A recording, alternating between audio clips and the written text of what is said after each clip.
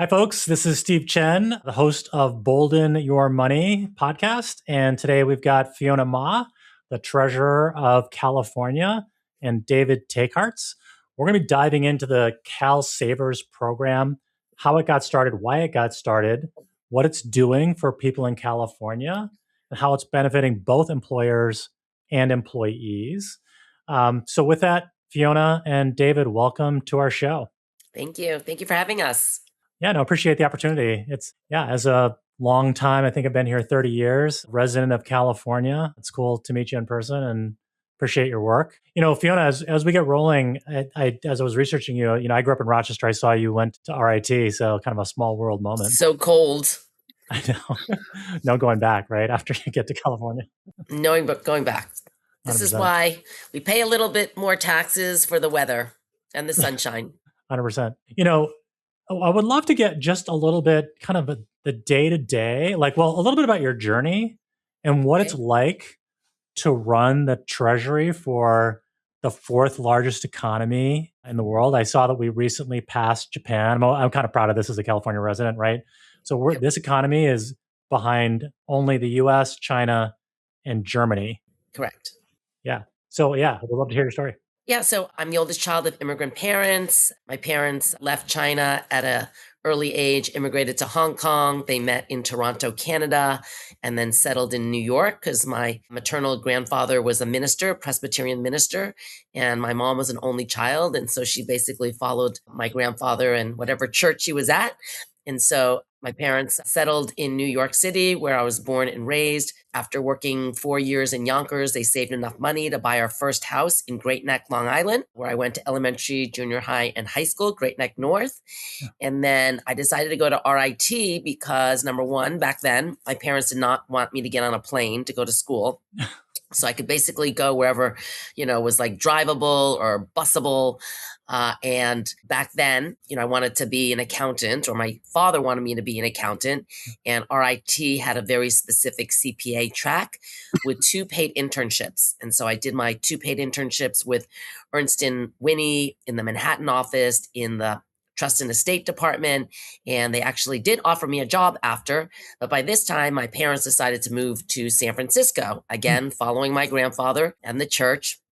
And so that's how we ended up out in San Francisco since 1985. And I moved out here, decided to interview again with all the big 8 accounting firms, and decided to stay with Ernst & Winnie, but in the real estate tax group. And so I worked there for 5 years and then quit and started my own practice at the age of 28 years old, became the president of a small business association. And that was the first time I got involved in politics, going down to San Francisco City Hall to lobby the mayor and the board of supervisors, testifying on bills in Sacramento, getting involved in the White House Conference on Small Business under President Bill Clinton. And I started getting more and more interested in government and public service and politics. And I started to realize and understand that these people, they control the money, the budgets, they control the laws that are assigned, the regulations, they appoint people. So very, very powerful positions. And more importantly, I wanted to help people. And so I got a part-time job with Senator John Burton for 7.5 years, helping constituents in San Francisco while I still had my practice. I sat on the Assessment Appeals Board as an alternate member, hearing both residential and commercial property tax appeal cases. And then finally ran for the San Francisco Board of Supervisors.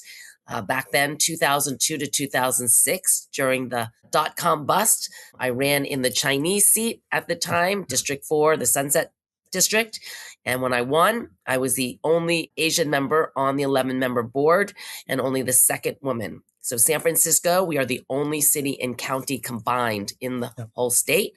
So I served there for 4 years and I really did not like it. Lots of men fighting, and that wasn't really what I was, what I signed up for.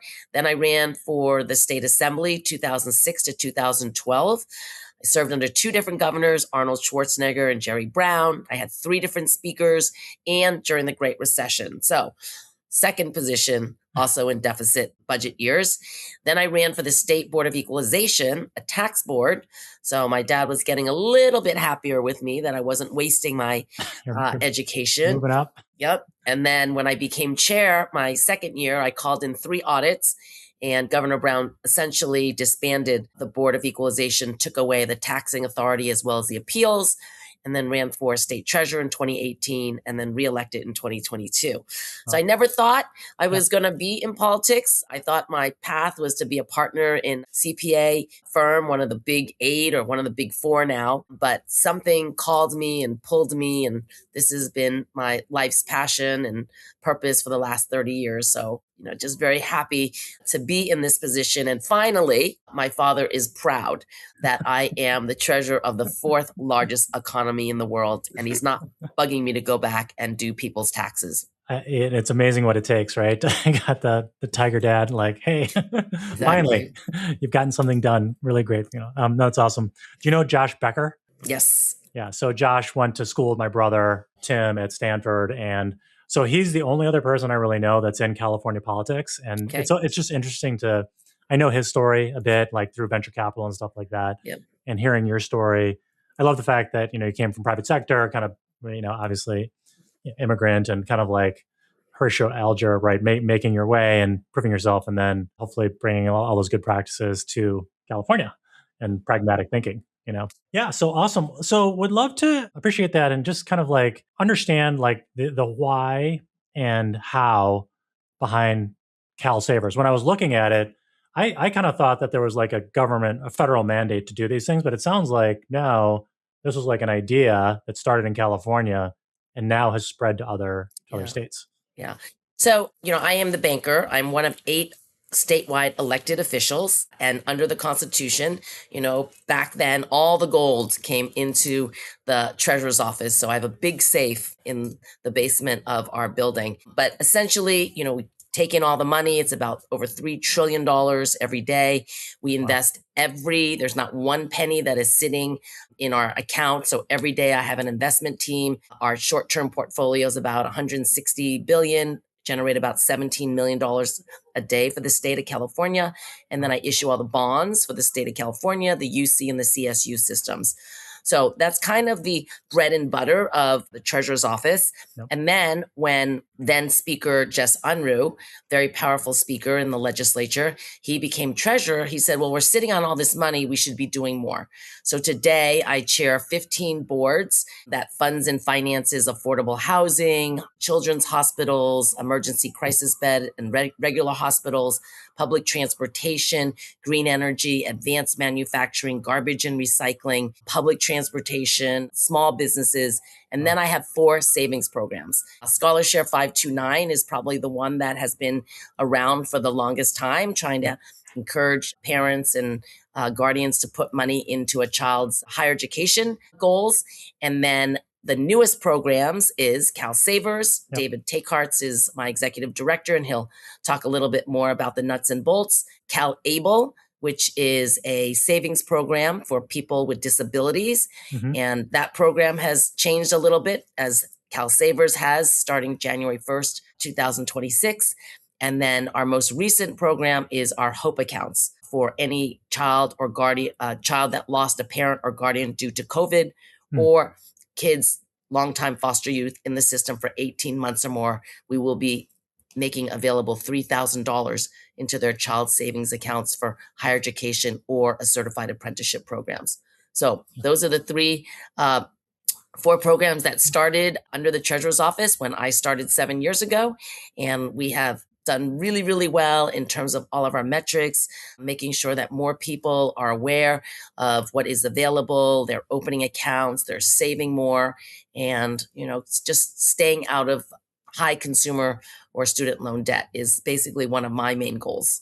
Yeah, for sure. We've definitely seen kind of these generational challenges with debt. I'm a Gen Xer, right? And so a lot of folks in Gen X got in trouble with credit card debt, and then a lot of the millennials got in trouble with student loan debt, and just there's always ways a lot of this comes back to literacy, right? So I think I know that there was a law passed recently in California that requires high school students to take a personal finance class. I know Tim Ranzetta over at Next Generation Personal Finance, and he's been advocating for that. So it's great to see that kind of stuff start to happen and educate folks when they're younger. But yeah, would love to dive into kind of CalSavers and, So like I guess, how'd you see the problem and how'd you decide to like, let's create this? Well, I didn't create it. So it was members of the legislature. Back then, it was Kevin DeLeon, who was a member of the Senate that really has been spearheading the program and recognizing that there's 7 million workers in California that are not covered under a retirement savings plan. Not that employers don't want to, but it's just really expensive. It's difficult to keep the paperwork. You have to track all your employees all the time. And so we were looking for a way for workers to be able to save that would encourage them to save, but then that would stay with them. And so that's kind of the genesis of this program. It is a post-tax, kind of similar to a Roth IRA program. You set it and you forget it. You take a certain percentage out of your paycheck every month, and then you don't see it, so you don't spend it, and that money grows. And just in case you need it for something, rainy day, emergency situation, that money is available to you. So it's working. I'm going to turn it over to David, that this is a game changer, especially for entrepreneurs, smaller employers. Maybe you have one or more employee, and this now you're still able to offer something to your employee and, enable your employee to really save. Because sometimes if you're not trained to save through your parents' encouragement, you just don't think about it. And then when there's an emergency, you just max out your credit card, and very, very hard to get out of that debt, if it keeps continuing. So this is a way to really try to, on the front end, save for those rainy days, so to speak. Yeah, 100%. David, I'd love to get kind of your take on, I know that you just passed a big milestone, right? So I think there was essentially a goal to get, mandate employers sign up and get it deployed. And so we'd love to hear the stats on what's happening. Sure thing. And thanks again to you and to Treasurer Ma for allowing me on the podcast here. I'm David Teykaerts. I'm the executive director for CalSavers, which means that I run the day-to-day operations and kind of like sit in the middle of the web, making sure that all the different pieces of this complicated program are working in relative harmony for a relatively new program that is truly, as you mentioned, it is a game changer. We are really trying to change part of the business culture for California. And essentially the mantra that we kind of work with is, if you have a job, and we know what a job means versus like starting a business, side hustling, gig work, no, if you have a job, then you're going to have access to a workplace retirement savings program. And conversely, if you're an employer, if you pay paychecks, if you pay wages, then part of that deal is that you provide access to a qualified retirement savings program. So that's the genesis of this. That's what it's about. I want to point out like a subtle piece of this one, unlike a lot of programs out there, is that we're genuinely agnostic about whether participants utilize the CalSavers program in and of itself or a qualified private sector plan with potentially more bells and whistles, and frankly could be more lucrative and beneficial for those savers, right? So like the law, like the actual CalSavers law that was passed, the bill signed in 2012 and then effectuated over the next few years as it was developed and then launched in 2018. The law just says that workers have to have access to a qualified plan unless there's a qualifying exemption. So all businesses that offer a 401k, for example, is the classic example, or any other qualifying plan. And there's a sort of like list of what makes it qualifying. But as long as a business offers any of those, we're good. That person is considered to be in compliance just as much as a participating employer for us. So I just want to stress that. It's sort of unique amongst government programs is, we're trying to say, you just have to do something. You have to do something. You have to provide access for your workers because sort of like the fundamental presupposition here is that most people are going to be more likely to save by like multiple factors, 15 times more likely to save if it's available through their work. And that just like rockets up to 20 times more likely if this is all just done automatically. So I'll stop there and then we can move forward. I know looks like Fiona might have stepped away, so happy to continue. Oh, she's back. But no, it's great. No, and then like I think one thing that's been awesome is like I remember when I first started working way back in the 1990s, it was like I had Fidelity walked in to my first employer out of college, and they're like, "Hey, there's this thing called a 401k." Like we didn't know anything. It's like, well, pensions were going away. I mean, some state folks still get pensions, and 30% of our users still have pensions, but it was like, hey, there's a 401k and then some light education and like invest in some stuff. And actually, the thing is, in the beginning, like the investment vehicles were expensive. The defaults, there were no defaults, right? So there was no minimums, nothing. Now I know with, retirement savings plans, they have, default saving rates. They have auto-escalation. They have hopefully a good investment lineup with low fees. I didn't have a chance to dive into the details of the program, but I would love to learn more about like the vehicles and like some of the stuff that you put in place. Certainly. With your permission, Treasurer, I'll take that one. So you've got it right. Like what we've tried to do, or the architects of the CalSavers plan and other states that have rolled out similar plans. And again, as another caveat here, as you mentioned, there were attempts for many, many years, even decades, to have a federal version of this that applied to all Americans. And that's, in fact, there are still efforts to do that. It's sort of like a recurring pet project of several legislators. But since nothing was happening in terms of actually effectuating it, the states took actions individually. And so the first three to do this were California, Oregon, and Illinois, sort of all in a trio. And they all borrowed the best practices and lessons learned from the 401k experience that you mentioned here, which is that you can't just say people, hey, guess what? You've got a savings program, you got an investment program. Knock yourself out and good luck to you. Bootstrap your way up. Instead, the product design is absolutely paramount for us. It's the most of the time and effort has been put into making this as simple and really not just no effort, but like you don't even necessarily need to be cognizant of it happening from that saver perspective. We wanted it to be such that a person can do literally nothing, but if their employer does what they're supposed to do, then this person will be saving for their future. Literally nothing. Yeah. So it is definitely an opt-out program. The saver does not need to affirmatively make that volitional decision to say, I want to start saving today. They are nudged. It's a whole thing is based on nudging. We nudge those savers into it. They can then opt out, and about 35% of people do for a variety of reasons, most of it being, I can't afford to save right now. But for sure, the program's design is based on taking away the need for just a normal working person to every single pay period make that prudent decision to say, I will now take 5% of this and put this in a savings account. And then next 2 weeks later, I'm going to do it again and again for years, decades, career. It's just not likely for most non-exceptional, long-term thinkers. So we really try to collapse this down into the core elements of what's needed. And we're about government, right? So, there's a lot of companies that offer retirement and then all of a sudden they go bankrupt and then all of a sudden the retirement is gone, right? So we are government and this is money that is saved in that person's name. And because we're government, we are always looking to decrease the fees. And David just let me know that we just negotiated a great deal, for our savers so that, they can keep more money in their pockets because we've been able to negotiate better rates. So that's what we're always thinking. We're not about making money and trying to nickel and dime everyone. This is really trying to encourage people to save. Yeah. I think the government, frankly, does a good job, like Medicare.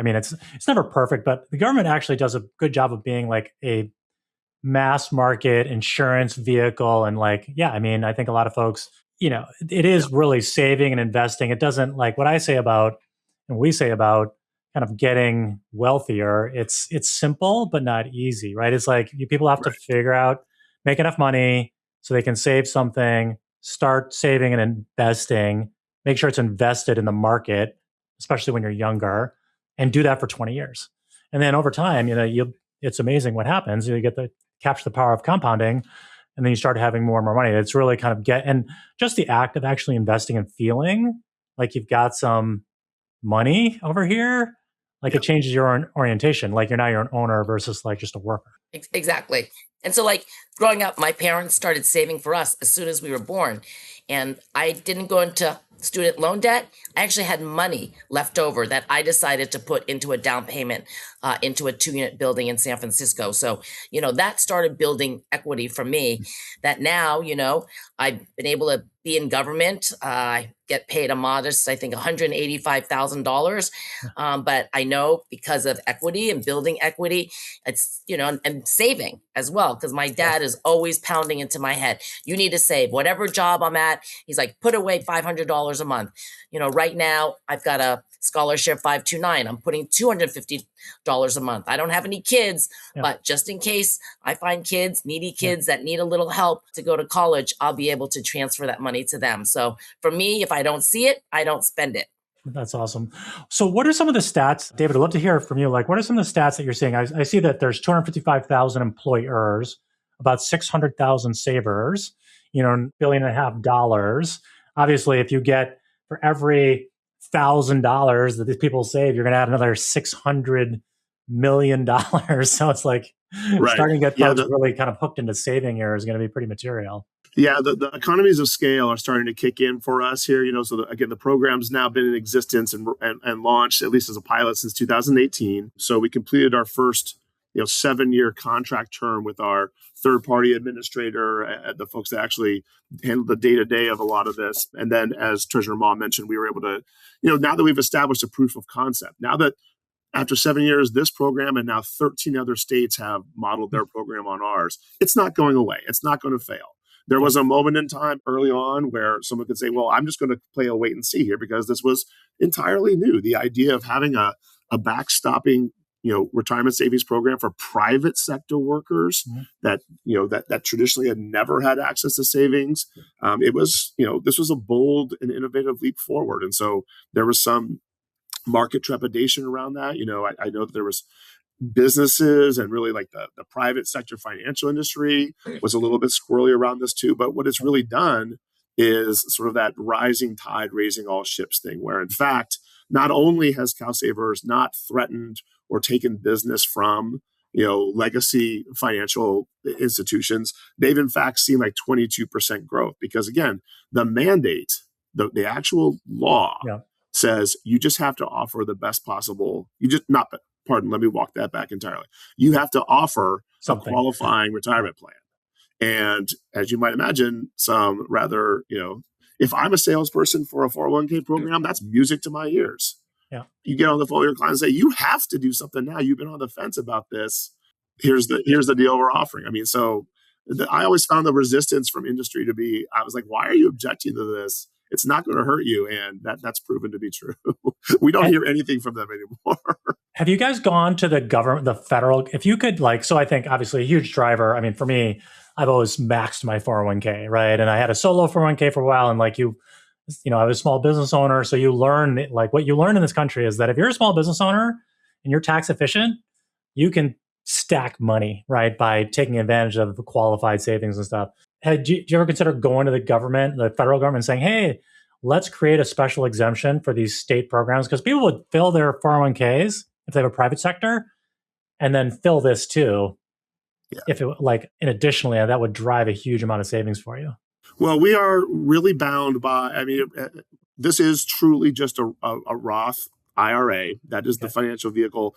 People can convert over to a traditional or select a traditional. That is less than half of 1% of our population. For most people, it is the Roth for sure. And it currently does not have any special exemptions. So the same rules around contributions and distribution rates and salary income caps and everything else, it still applies. Why did you choose the Roth versus just a traditional IRA? For most of the folks that participate here, we're talking about low to middle income kind of ranges. Yeah. And just an enormous percentage of time, that's the most post-tax. Okay, fine. They don't get the tax savings. That's correct. Okay, got it. Yeah, Roths are great too. I'm a huge champion of Roths, and it's awesome. Especially, I think a lot of younger people are funding their Roths in a pretty material way. It's the clearest and simplest one, right? And the whole CalSavers product is designed intentionally to be like bare bones. It is save money, and we will unless you tell us proactively, we're going to default you into a target date retirement fund based on your age, based on how long out like the actuarial tables say that you're likely to work. If you want to put it into a pure money market, or we have an ESG fund, or just a pure like global equity fund, you can do that. Less than 2% of our savers do. Most of our savers take no affirmative action whatsoever, that's who it's designed for. It is designed to be to allow people to participate in the stock market, essentially, with little to no knowledge of that. And honestly, if you do nothing, it'll work just fine. We have plenty of saver education tools for that person who wants to understand more about how this works. And if that lights a fire within them to, go and do additional investments or get more sophisticated with it, they're fully empowered to. But that's really not what this program is for. It's really for folks that we all know that it would benefit them to have, savings and to be actively saving towards their future. So let's just make that as easy as possible in a way that makes it as unburdensome as possible on the employer. Because again, it does require, it doesn't take a lot, but that employer does have to do something. There is a certain amount of time and brain that is being applied to this issue of retirement for workers that perhaps when they started that tiny business, they never thought that they would be having to think about that. Most entrepreneurs are really focused on the thing that they're looking to sell, the thing they're looking to accomplish. So we understand that this is like number 17 thing. And so we wanted to make that as easy as possible. So it has no employer, it has no fees to the employer. It has no fiduciary obligation for the employer, which is huge. And there's not only is there no required employer matching, it's just not permissible. And so it's trying to make this really the employers into just a passive sort of facilitation pass through, but we shouldn't demonize how much the employer has to do. They do have to load their roster. And if they don't integrate it with their existing payroll provider to make it easy, which is what we always recommend, to set it and forget it, then somebody does have to press the button every pay cycle. And so that's the hitch and the giddy up for us right now. If someone were to ask, what's the big challenge?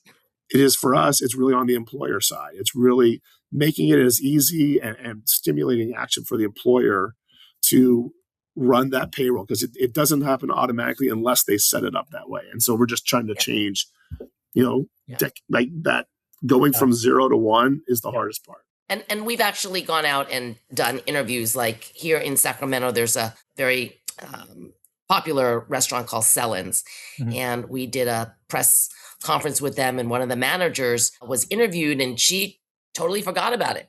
When she was hired, she set it up, she forgot about it. And when she went to look at her account, when she was doing her interview, she was pleasantly surprised. And she said, I'm going to put more money into it. So that was working.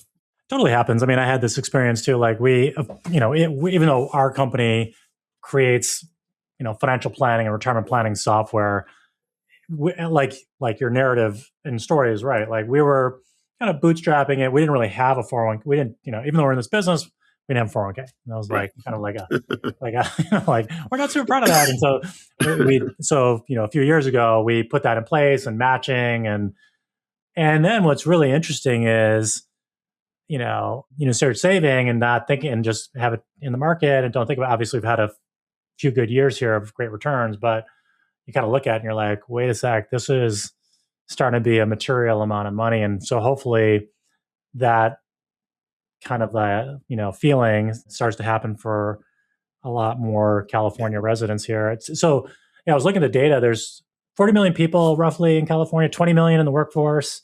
So it looked like 7 million had no access to retirement savings. So it sounds like you've addressed this for 10% of that population, which is good. Definitely where do you want this to in 5 years? What does this look like? So for us, I would say, that 7 million has actually come down as we look at stats around, like I said, like the increase in access for people that aren't even CalSavers participants, right? But for us, like sort of our serviceable, obtainable market here over the next 3 to 5 years is 1.5 million savers. Okay. So for us, that's going to be roughly twice where we are right now. So we're right around 605,000. And so for us, this is, it's just going to be ongoing work. We're now in that place We are now fully in effect, really, Yep. given the size of California, the just limits on the number of human beings we have working here, the amount of mailing to done. Like, we rolled out the mandate. When I say mandate here, it's the requirement for the employer on the employer to take action by certain times. That we just passed the fourth and final wave, which was for businesses with as few as one single employee who is not the sole proprietor or the proprietor's spouse. So it started with 100 or more employees, 50 or more employees, 5 or more employees. As you can imagine, that's like a pretty wide pyramid there, from 100 employees or more to one employee. That's really, we were a little bit surprised. There was more than we thought. There's 600,000 businesses in that category in California alone. I mean, this is the tiniest of the tiny shops, right? And like, these businesses, these entities come and go. They pop in and out of existence. They reconfigure. And so part of a big challenge for us is just knowing who the heck, like, it's like whack-a-mole. Like, where are they? Like, what's your address? We learn about their existence kind of like on a lag from their records with EDD, which does unemployment insurance and other things. And so we're actually about 18 months behind in terms of knowing, does the business exist? And then how many employees do they have? And then by the time we get to them, those numbers are changing. So it's an ongoing thing for us. But we think 1.5 million is a good stretch goal here. We just have to keep in mind that it is still optional. At the end of the day, it's optional for that worker. Yeah. It's optional for the person. Like, we can opt them in, and then a certain percentage is going to opt out. We also have, a great degree of know your customer screening that occurs in California, where we're not able to verify socials or other identifiers, not us, but like the process. And then that prevents people from participating right away. So the numbers kind of come down, but our goal is to drive that up. And but the employers are the key fulcrum for us. Like, it's not going to happen if the employer isn't involved. And I know that because right now, a person who doesn't have an employer per se, like, for example, if you drive for Uber or Lyft, those folks are absolutely able to participate in CalSavers. And we have less than 2,000 of them. Wow. versus the 600,000. So you have to get Uber out there. But even them, like, they're independent contractors, and that's a whole different bag of cats here in California. Right. My broader point is that it's the reason why this program is and is constructed the way it is, which is that most people will save to the extent that they have access through workplace savings. And if you don't have a workplace, very few people are going to at least come to CalSavers to save individually. They may be doing it through E-Trade or Robinhood nowadays or whatever, but like, they're not. It's the type of, like, our program is definitely geared towards the folks who are like. Do you go talk? Have you gone to talk to Uber about this stuff? We have. It just be like, their kind of overall position is that that's a piece that wouldn't be in place for independent contractors. They'd be happy to put it into their newsletter to their drivers that it's available, but not a whole lot of appetite just given the construct. Yeah, got it. Yeah, I do think so much of this does come down to the employers and the founders. It's like us. It's like, okay, well, we're going to survive. Okay, we should take care of our team. Yeah. Let's educate them. And so much of this is literacy too. I'll share a story. I was like in AutoZone or something, or I don't know what, I think it was AutoZone. It's like an auto parts place, right? And I'm talking to the guy who's at the counter, who's like, turns out to be a manager. He loves his job. He was like, yeah, I'm here on my off days. I just love hanging out here. I'm just talking. He's a young guy, late 20s. And I, was just asking him about what he did and how he saved. And, once I heard his story, he's like, yeah, I've got a sister who's in med school.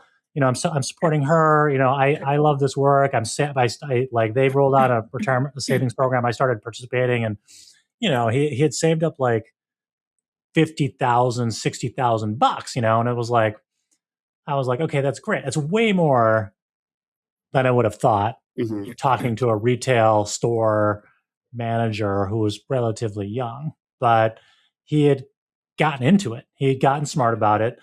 Max the savings, max the matching, invested it efficiently. And you could see that he was proud of it and that he was kind of like an unlock, right? It's like, Fiona owns this. duplex and probably rents out part of it. Like whatever. It's like you do these milestones. It's like, okay, I think that's a huge thing. And just like, do you package any literacy with this? Do you give people education? Yes. So it's included in the packet when let's back up in terms of process. So we would contact the employer and say, you're subject to the mandate. You need to take action and facilitate access for anyone who doesn't opt out. They upload the roster of their employees, and then we would send a packet to that employee, which includes all the details, everything you'd want to know about this, and including links to our websites where we have lots of different financial savings and financial education materials. Yeah. It gets some traction, not nearly as much traction as we get from employers looking at all of this. But our program, it's because it has no fiduciary obligation, it's outside of ERISA. And so not only are employers not required to sort of like educate their workers, they're actually admonished not to. And that's a tricky one here where the law is like, hey, you just need to be this passive, facilitator of this. You kind of think about it, you're like, what is the dynamic in that actual workplace? They're not going to just be covering their hands, but in terms of the legalities of it, it's us. It's the program that has to provide that saver encouragement. And I'm of the mind, you have the fiduciary obligation. Yes, basically. we have the fiduciary. Well put. And I'm of the mind that, like, sort of like your example and that manager of the retail store is like, it's really when people start to see their own money start to grow. That kernel of the magic of compounding interest can start to germinate, right? You can start to see, like, I'm not just going to take this out right now to short term make my life better. I'm going to like continue to ride this, and then maybe we don't expect that all of our workers, all of our participants are going to stay in the CalSavers universe forever, right? Like this. We have a lot of folks that are in agriculture, retail, service industry. Many of those folks may go on to work in jobs that have like 401ks or more sophisticated products. And we just know like this will hopefully have catalyzed that savings mindset. Because again, this is trying to improve and address the retirement savings crisis for the whole state. It's really not about getting as much money into our coffers as we can. Like we just pump all that money right back into our ecosystem. Right. It's about creating awareness. Right. Are you seeing with participants that their behavior is changing? Like, are you seeing them try to save more, be smart about the money, not hopefully leave it alone? Or like, what are some of the things you're learning? They leave it alone. Like if they don't take it in the first 90 days, then they leave it alone and just go with it. And that's California. That's every other state that runs this program. It's regardless of what saver campaign you put out, like there's about 35% of people are like, I'm not going to participate, or, hey, I just noticed that my paycheck is a little bit light. Where did that 5% go? Oh, it's this. I'm not going to participate right now, but maybe I'll do it later. So we try to capture that. But once they get going, once sort of like inertia is overcome and you get into the habit, they stick with it. And that's where we have the nice feature that we have is auto-escalation. Yep. So the default setting for everybody, if they don't choose a different one, is 5% of your paycheck. Mm-hmm. Then after 1 year, it goes up 1% to 6, 7, and then 8. That's where it currently lands. We're actually seeking legislation to increase that to up to 10%. Yep. That's a lot better and drives better outcomes, but it wasn't in the initial statute, so we'll have to get that changed. Well, it's still great that you have it to have 5% and goes to 8%. That's pretty material. Yeah. I mean, I'm sure if you look at this generationally, many people didn't save enough. And then how about the defaults? Does it default into mostly being invested in the market? So they default into target date fund, and depending on your age, like if you're younger, it's 90% stocks, 10% bonds, and then slowly the glide path changes as they get older.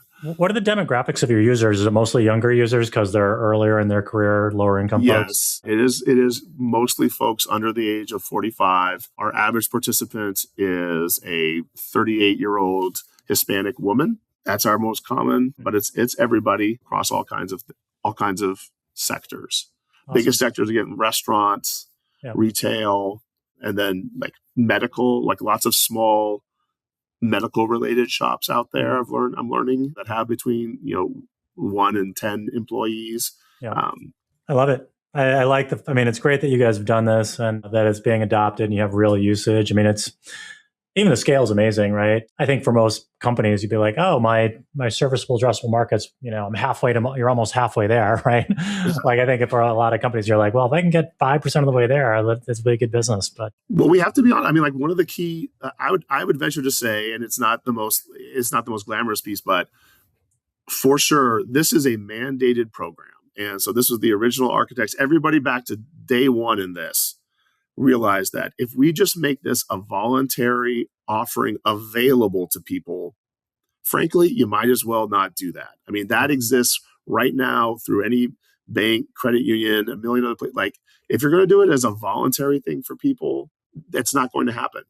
It's not going to happen for the employer, and it's not going to happen for the saver. Neither one of them are going to participate. And so my hat's off to the folks that took the initiative to like build in the mandate to this. And this is overcoming some like political opposition from De Leon, from the previous treasurer, from other like kind of like stakeholders, where, anytime you tell somebody that they have to do something, there's going to be resistance to that. And so it took some chutzpah to do that. There are real and meaningful consequences for inaction on the employer's part.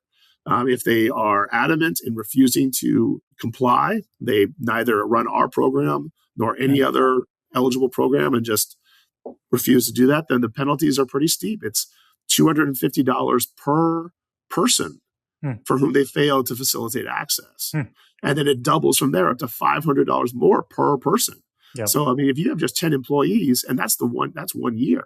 So 10 employees, we're talking about penalties of $7,500 there. That's not nothing. And it's just going to keep adding up. And so we don't want to be about enforcing compliance. That's less aspirational, obviously, but it's absolutely essential. Like you can't rely on just like people looking at data and making the right decisions for themselves. If you could, we would all be thin and healthy and rich, right? I mean, like if it's not a matter of just knowing what to do, it's having the system set up such that it's easy to do it. I think this is the reason things like Social Security work is that like, and Medicare work is like, hey, you're defaulted in, you're like contributing, and then you earn the benefit, and it just happens automatically, and it's pretty efficient to run. I came from pension world. I former life, I was working in the California pension systems, and that's absolutely a foundational principle. Is that when you go to work for the state, for example, you don't have a choice. You're in the CalPERS program. You don't have a choice on your contribution rate. You don't have a chance to take it out. I don't care if someone puts a gun to your head. You cannot cash out your pension until you leave that role, right? Exactly. So we're not nearly that hard line, but the principles are the same. The principles for successful saving are consistency, wise investing, and then just time, allowing the compounding effect to kick in. Yep. Got it. Okay. Well, look, I know we've been going for a little while here. I think it's great that we've gotten to cover this, and congratulations on what you've built, and seems very material. And I'm glad for both the mostly employees, but also I think it's great if, to have employers know that they should do this or do it, and then participate in this program. And I think it does. One thing I've seen with money is that like it has a generational impact. If you start to save, and like, some people will get wealthier, and that will help their children, and they'll learn the lessons. They'll be more literate, which helps the next generation. I think that's okay. Any kind of top takeaways or resources you want to point our audience to around this? We have just 2 other savings programs if we have a couple minutes. Yeah. CalABLE is another program that started in 2018. And this is for people with disabilities. Yep. So in the past, if you had a disability or you had a child with disabilities, you could only save up to $2,000 in that person's name. Mm-hmm. And now, because of CalABLE, they can save up to $19,000 in that person's name, in their child's name. So that has created a sense of security, as well as, independence and peace of mind, especially for parents with kids with disabilities. So as of January 1st of this year, the date of onset for the disability increases to 46 years old. The prior date was 26 years old, and now 46 years old, because people do get sick or hurt later on in life. Maybe it could be on the job, it could be others. And so this is a real game changer. So that is my CalABLE program. And then another program that started during COVID or post-COVID, the governor and legislature put $2 billion into these CalKIDS accounts. Okay. So this is free money for Wow. any 1st through 12th grader on free and reduced lunch. They are eligible for $500 if they're a foster youth, another $500, and if they are homeless, another $500. All they have to do is claim it. And it has been so difficult to give away free money when you're the government, because people think, especially now, that there's some sort of hook. Yeah. So you can go to calkids.org, Okay. put in your child's student ID number, answer a few questions, and if they're eligible, the money goes into the account. We already know who is eligible, but parents or guardians must claim the account. Got it. Also, newborns born after July 1st, 2022, they're eligible for anywhere from $75 to $175. And these accounts, you cannot put money in, but we're really encouraging them to open up a scholarship 529. Okay. Link the two accounts so that they are encouraged to start saving. So again, we have 4 savings programs. We're really, really proud and happy and always pushing them out to the community. So we thank you, Stephen, for this opportunity.